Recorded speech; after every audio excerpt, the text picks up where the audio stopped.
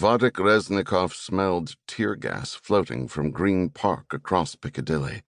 Even the faint remnants of the cloud made his eyes burn. He could hear angry chants and rhythmic drum beats from hundreds of protesters outside Buckingham Palace, where the WTO delegates were dining with the Queen. Some of his English scientist friends had invited him to join the protest, to tell the poisoners and polluters that they were raping Mother Earth. But Vadik had chosen to stay away from the demonstration. Putin is always watching, he told them. If I get arrested, I'll never get back home. That was true. But in fact, Vadik had more important work to do while he was in London.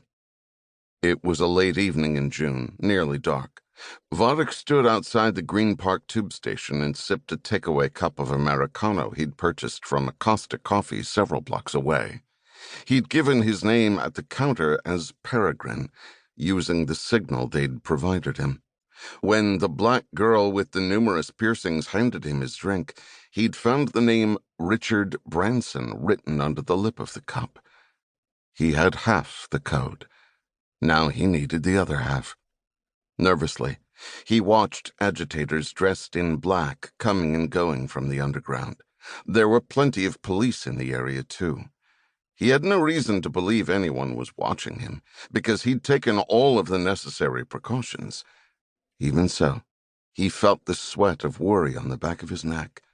Once his plan was put into motion, there was no going back. He had been on missions to set fires and plant bombs in Moscow, but those were merely assaults against the fossil fuel infrastructure.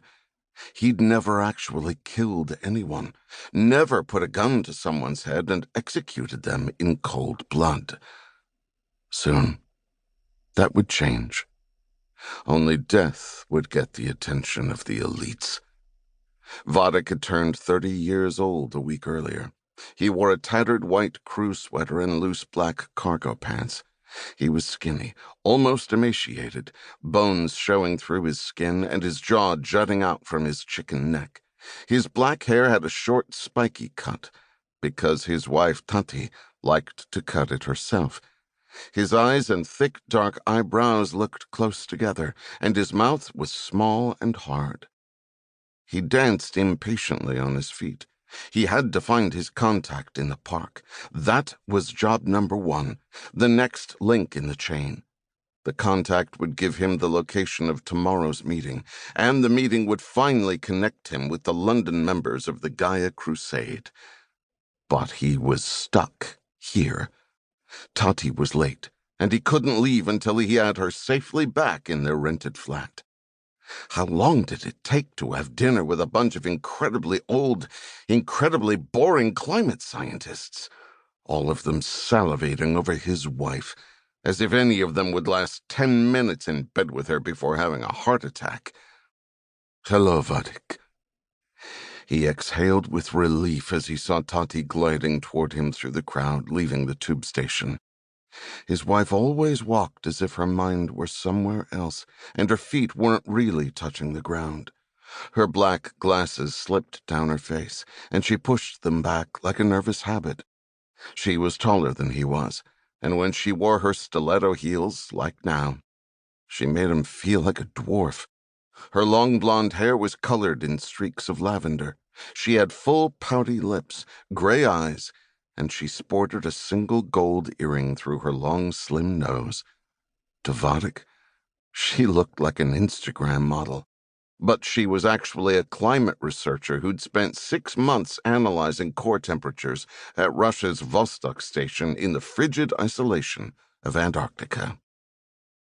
What took you so long? He asked his wife, pulling her down a side street away from Piccadilly. They were staying in a small guest apartment in Mayfair, courtesy of Tati's family money. But he didn't like advertising his ties to the privileged world that he was trying to destroy. I met a friend at the dinner, she said. He and I talked for a while.